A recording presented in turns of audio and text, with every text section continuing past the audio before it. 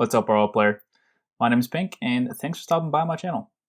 This video is going to show you the basics of how to properly defend in Rocket League. In my last video of how to rank up to Plat, I demonstrated the basics of back post rotation and a few other defensive concepts. This video is going to show you some more detail on back post rotation, defensive passes, clearing, patience, and 50-50s. So let's jump into it.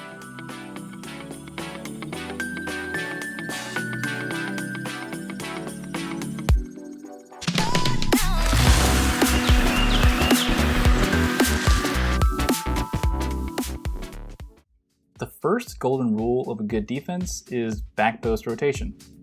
Before I dive into what that is, just know that it's not a perfect rule.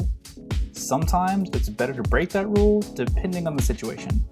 However, if you're a new player, I would suggest following back post rotation as close as you can to build good habits. As you begin to play more, you'll discover the times in which it would have been better to break that rule. Anyways, what is back post rotation? Well, the posts I'm referring to are these. There's one here, and there's one here. But how do you determine which one is the back one or the front one?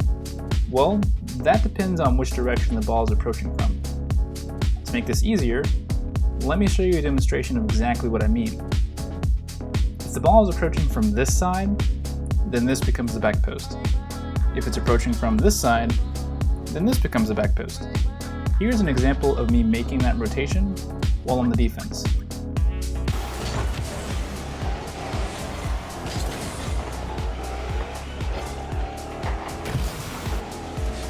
That might have looked like I just drove in a big circle because, well, I did, but here's the aerial view of what's going on.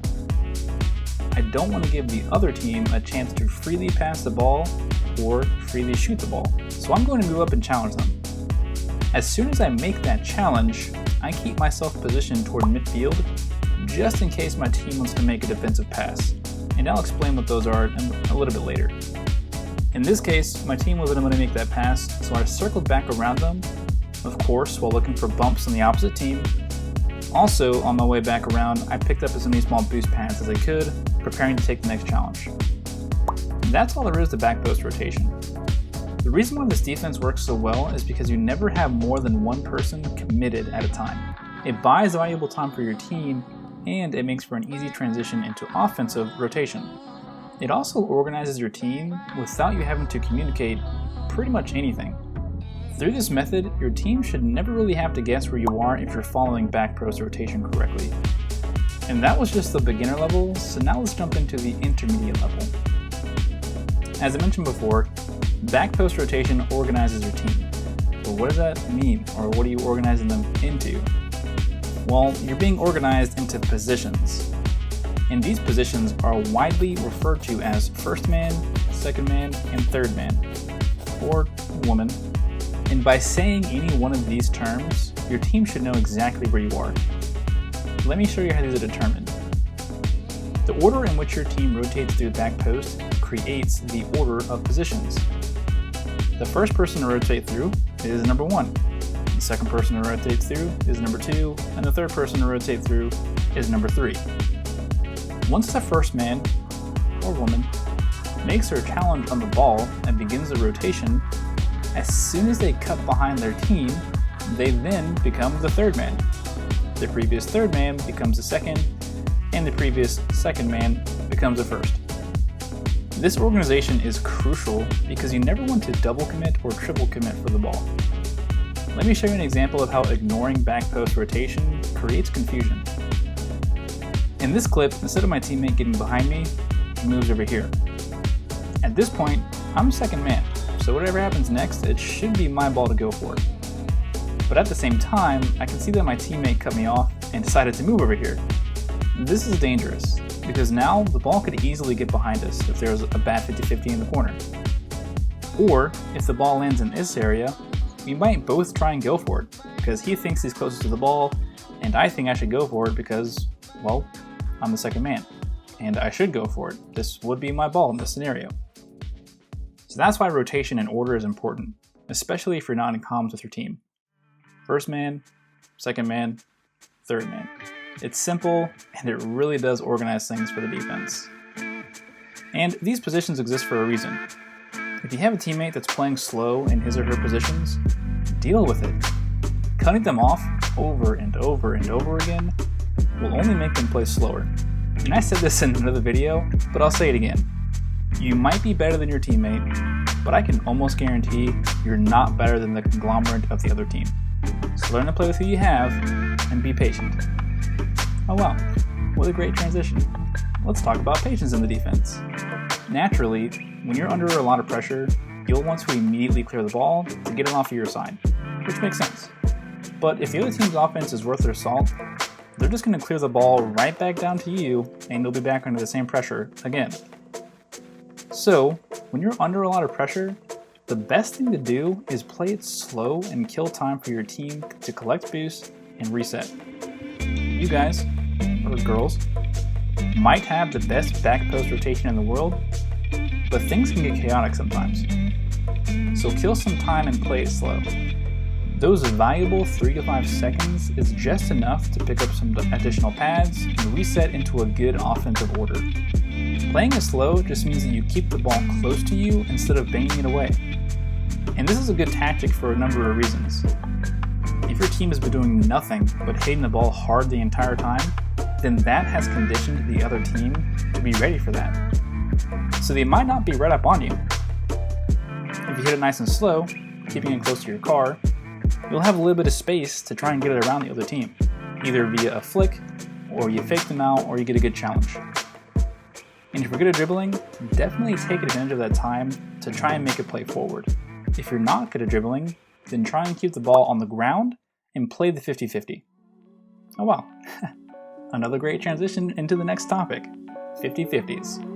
A lot of people don't know this, but 50-50s are really only about 40% luck, and the other 60% is all skill and experience. If you're good at challenges, then you can dictate, to a certain degree, which direction you want the ball to go. Now I'm going to show you how to achieve directional control on 50-50s. Step 1, make your hitting surface as big as possible. So don't use your nose in this case. Use the side or the top of your car.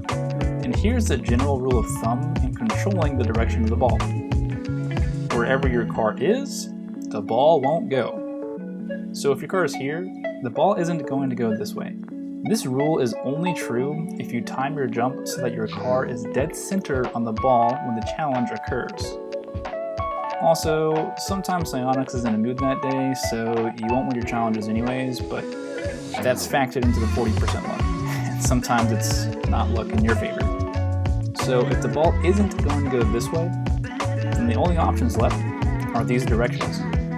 The second part of directional control is looking at how the challenger is approaching. Typically, if you're on defense, you want the ball to play into your corner where it's generally safe and your second man is waiting. Or you want the ball to be pushed upfield so you can transition into the offense. So if the challenger is approaching from this direction, to achieve one of those results just mentioned, you'd want to position your car here, and if they're coming from this side, you'd want to position here. Now, your challenges aren't going to seem so random or without purpose, because ultimately you want to control, to a certain extent, where the ball's going. Number one, you don't want it to go into your goal, so position your car accordingly. By doing this, you're exhibiting more control over the ball, and it gives your team a better chance to clear the ball. Well, my transitions are on point today, because now let's talk about clearing the ball. I am going to specifically focus on the where to clear, when to clear, and how to clear. The when to clear can be a little bit complicated. If you're confident that your touching the ball will get it across the entire span of the field, or at least past the people who are waiting for your hit, then do that. This will cause the other team's entire offensive line to have to turn around, giving your team an opportunity to transition to offense. If you were under a lot of pressure, this also buys time for you and your team to reset and grab boost.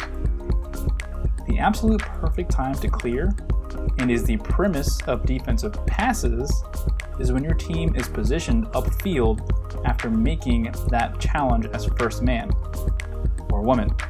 I talked about this for a short period when I was discussing rotations.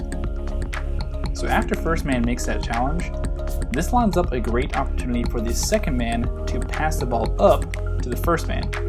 This gives them an opportunity to shoot the ball or pass it back into the second man for them to shoot the ball. The play looks a little bit something like this. First man challenges and then positions themselves upfield. The second man passes it upfield to the first man. Then the first man back into the second man, and then the second man shoots or passes again.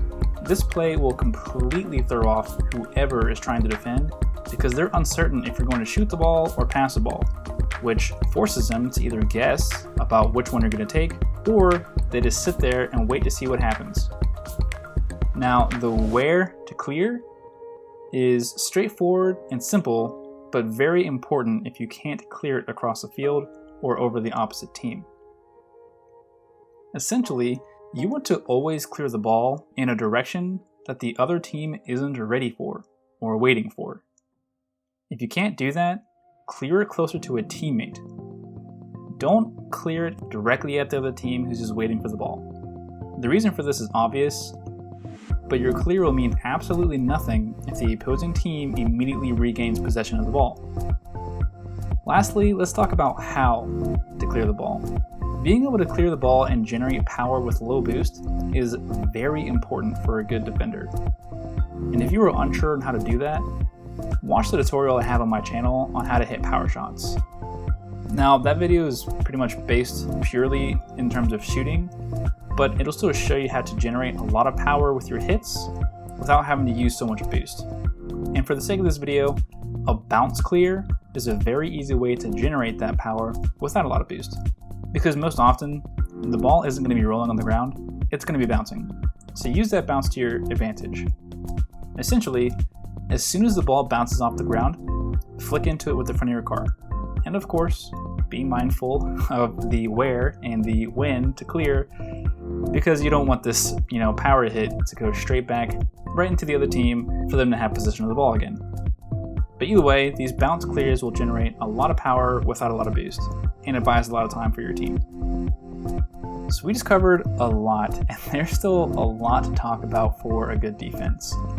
But to put it into summary, I told you about back post rotation and the importance of paying attention to your position, first man, second man, third man, or woman, playing patiently to kill time for your team, how to force your 50-50s into more beneficial directions, and how to clear the ball more effectively. And if you want more details on any of these, let me know in the comments below. There's going to be more videos like these in the future, so I hope you stay tuned. Anyways, I'll catch you in the next one. Peace.